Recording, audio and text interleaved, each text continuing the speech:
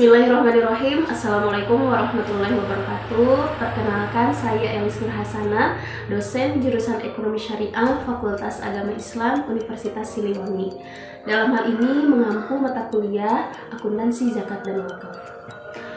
Mata kuliah Akuntansi Zakat dan Wakaf merupakan mata kuliah wajib program studi yang diberikan kepada seluruh mahasiswa program studi Ekonomi Syariah. Mata kuliah ini menjelaskan tentang konsep dasar dan sistem akuntansi zakat dan wakaf, penyusunan laporan keuangan zakat dan wakaf, standar akuntansi wakaf sosial, tata kelola lembaga zakat dan wakaf, serta isu kontemporer terkait dengan zakat dan wakaf.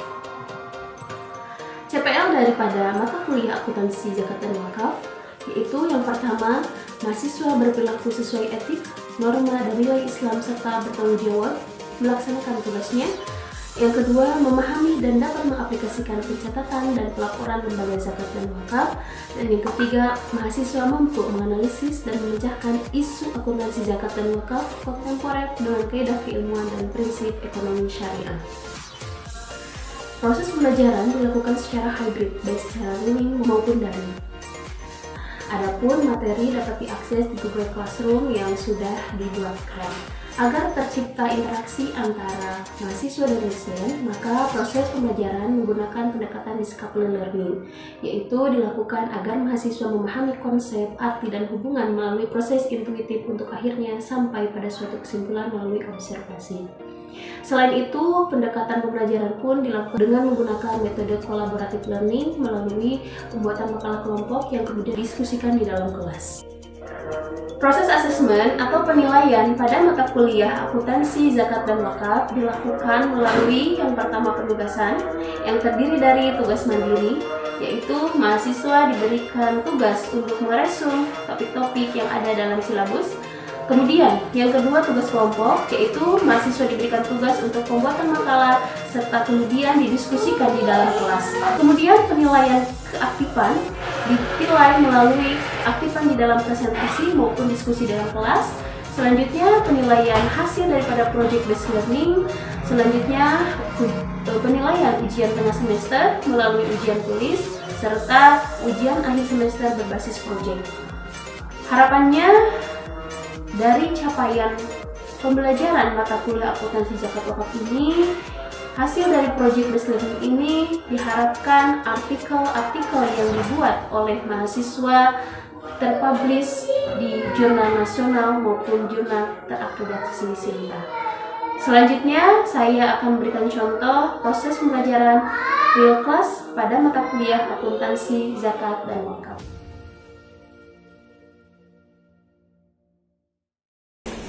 Bismillahirrahmanirrahim. Assalamualaikum warahmatullahi wabarakatuh.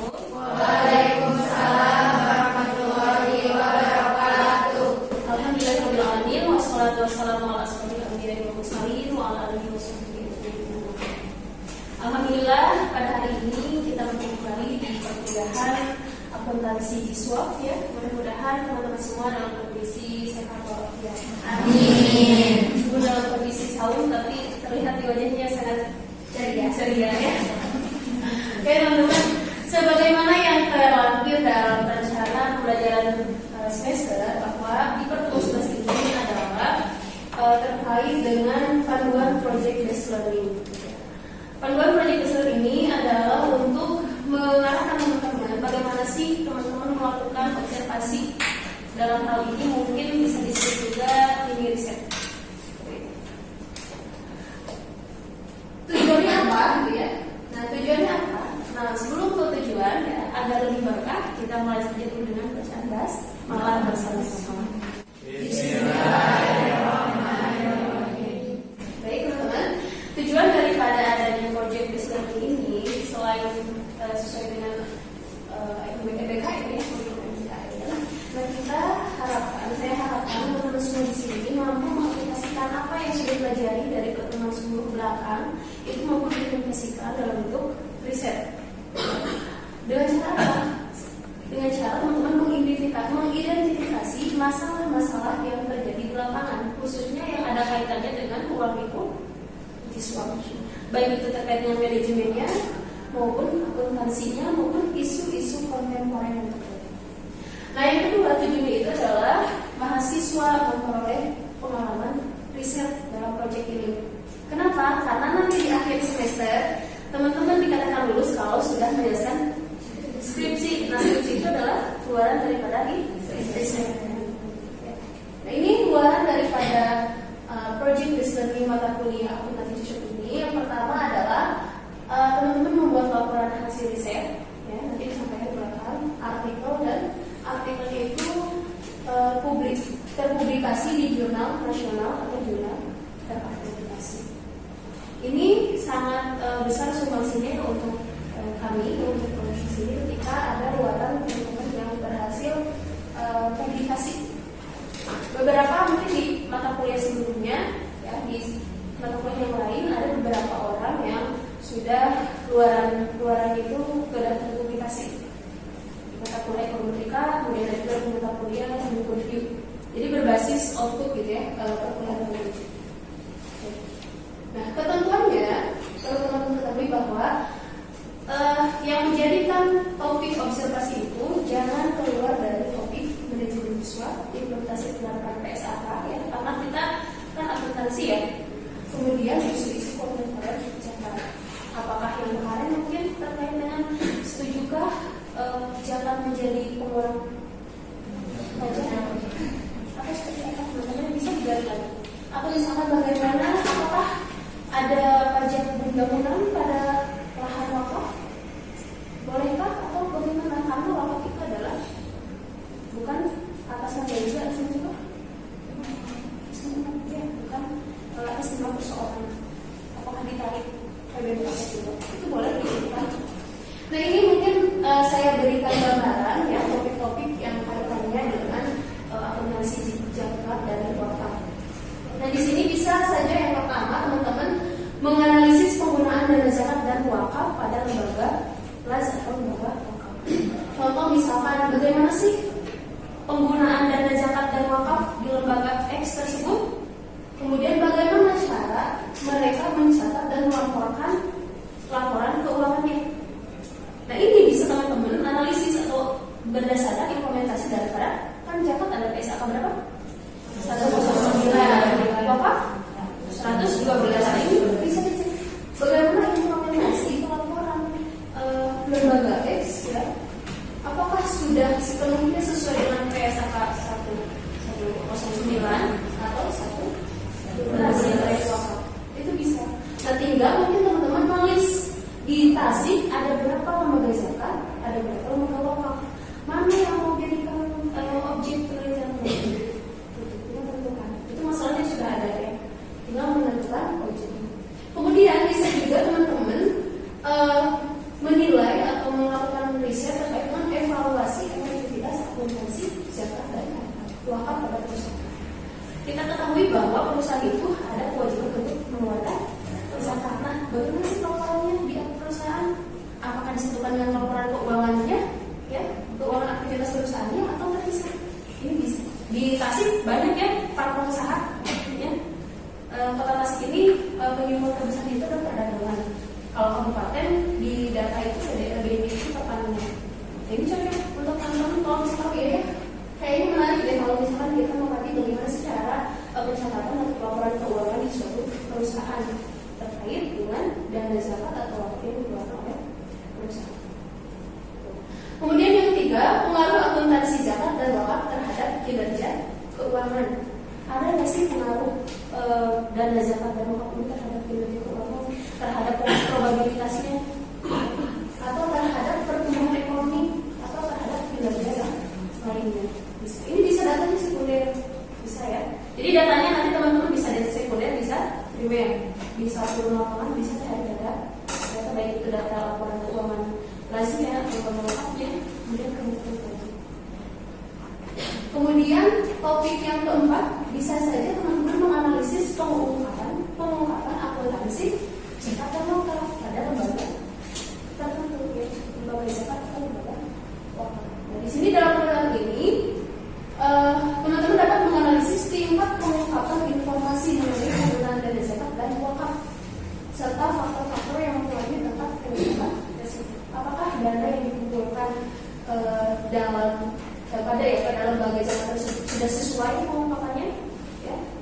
Atau kalau belum, apa faktor apa yang menghambat pelaporan keuangannya misalkan tidak sesuai dengan ketentuan yang sudah diatur dalam KSA 109 atau 113. Nah ini teman-teman juga bisa lihat ya untuk identifikasi awal itu di penelitian terdahulu.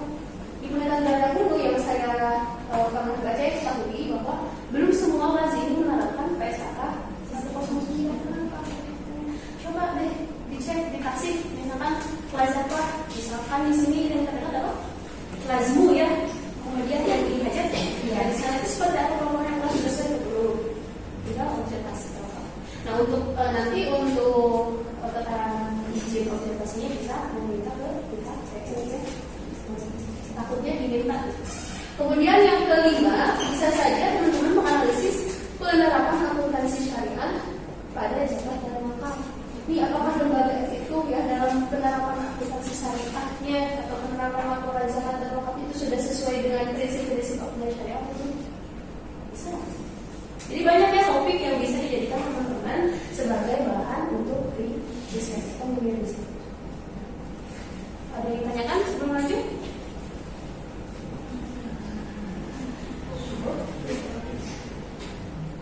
Nah ini tahapannya ya. Lalu bagaimana tahapannya agar mempermudah teman-teman dalam melakukan riset atau observasi? Yang pertama tentukan topik dan tujuan. Jelas ya topiknya mau apa? Tadi misalkan ada dari 5 topik mau diambil 1 maka kalau ada topik lain yang teman-teman temukan ya maka ya. Nah setelah topiknya ada maka tentukan tujuannya. Tujuannya mau apa?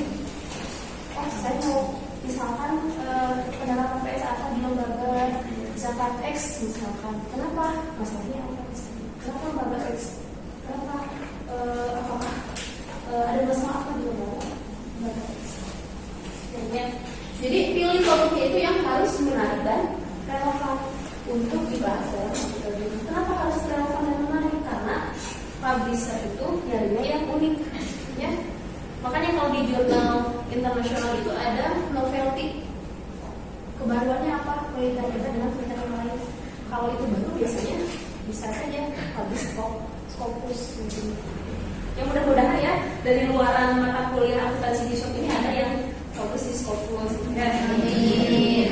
Oke. Kemudian yang kedua penelitian, kalau udah ada topik, ada tujuan, ya kita langsung lakukan penelitian untuk apa? Agar kita memperoleh data-data atau informasi-informasi yang bisa mengantarkan kita kepada tujuan daripada penelitian. Kan misalkan siapa nih? Ya misalkan mau ke Bandung, tapi cari udah naik bus kan mau pergi ke Bandung gitu. Seperti itu. Teman-teman hanya merumuskan berkutik saja di topik dan tujuan tidak akan sampai ke akhir. Jadi nanti ya setelah pembahasan ini teman-teman silakan buat kelompok maksimal 4 orang kelompoknya. Kemudian temukan topik dan rumuskan kembali ya apakah kenapa topik tersebut menarik. Lalu gunakan sumber-sumber yang terpercaya dan relevan. Ini sekarang akses untuk ke jurnal internasional kita sangat mudah ya. Tidak hanya melalui Google Scholar, ada kalau misalkan terkunci bisa pakai Spihak ya, itu bisa ya.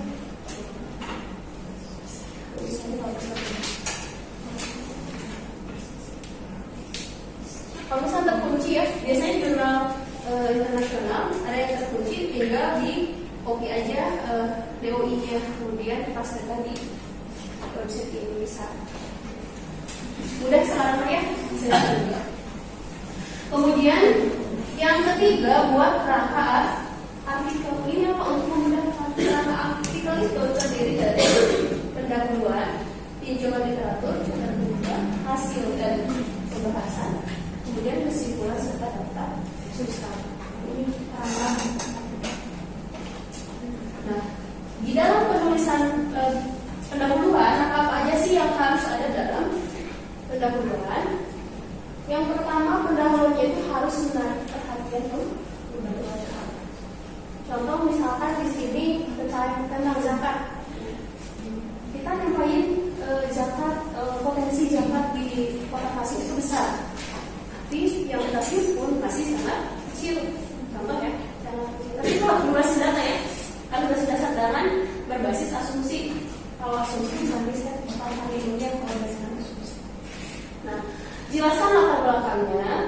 masalah yang ingin dipecahkannya apa, kemudian tujuan penelitiannya apa, dan kontribusi artikelnya, kontribusi risetnya itu apa.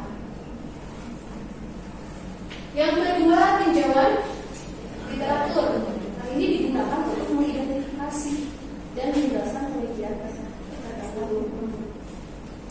untuk mengidentifikasi awal ya, identifikasi awal terhadap penelitiannya apa kita. Yang ketiga, metode penelitiannya. Udah, ini metode penelitian sudah.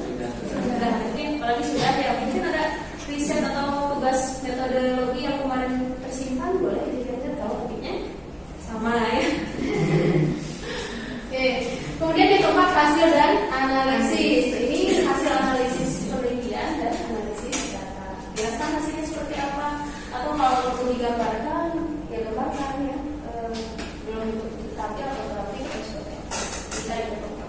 Dan yang kelima, kesimpulan. Nah, kesimpulan di sini bukan mengulang lagi ini ya, menulis kembali hasil dan analisis, tapi ini secara ringkas dari hasil penelitian dan mengerti kontribusi riset kita terhadap dengan yang kita kaji. Baru mengajukan saran untuk peneliti. Ini ada yang tanyakan? Selanjutnya, hal yang harus diperhatikan agar dimuat di jurnal. Yang pertama, pilih jurnal yang tepat.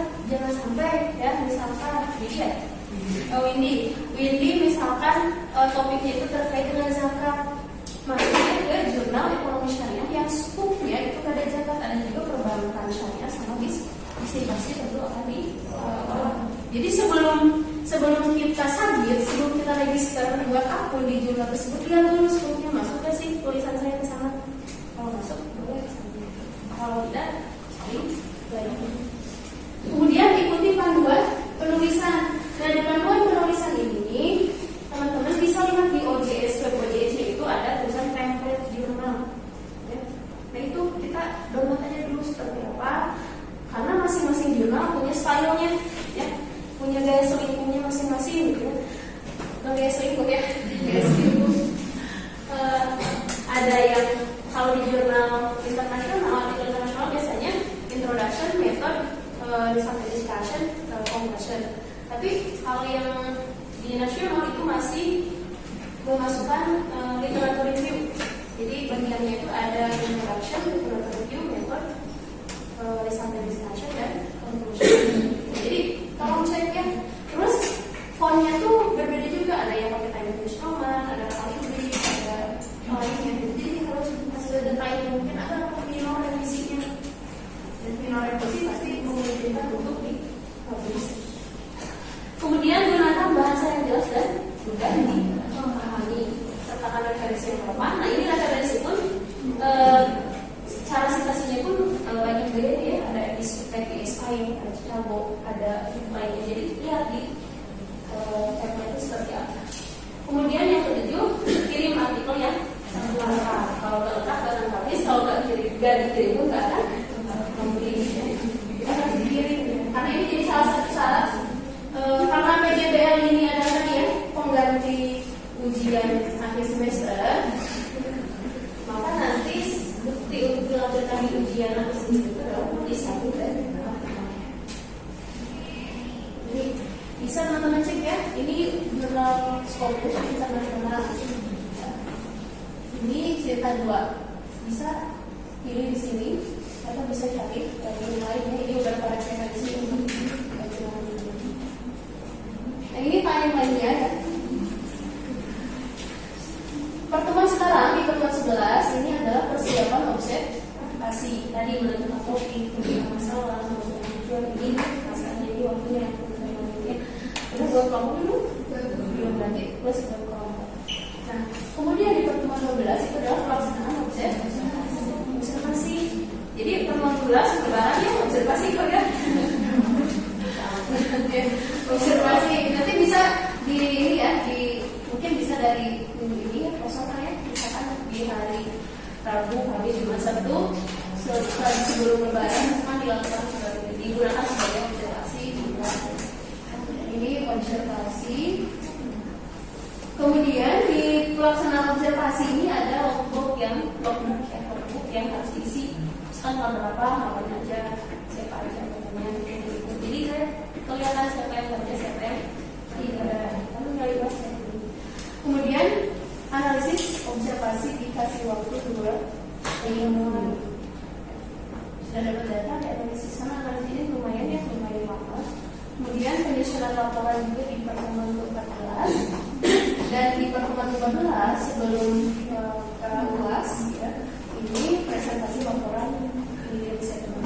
Jadi kalau tulisnya ada 9 kelompok misalkan nanti waktu 90 menit berarti 10 menit masing-masing menit untuk mempresentasikan hasilnya. Di sini nanti saya akan mereview dan memberikan catatan komen-komen apa yang kurang sebelum disubmit ke dari pertemuan 16 karena UAS biasanya 2 minggu ya. Ini waktunya untuk 1 tahun waktu di pertemuan 16 di waktu UAS saja ya. Untuk lagi sudah diunggahkan. Tidak sabar. Nah, ini yang proyeknya ya, nanti teman-teman buatkan. Nah sekarang ya karena belum buat topik ya, topik itu ada, kemudian tadi waktunya belum ada, silakan bentukan dulu kelompok, kemudian silakan diskusikan, kalau sudah terbentuk diskusikan mau topiknya tentang apa. Oke? Itu mungkin ya, ada yang tanyakan?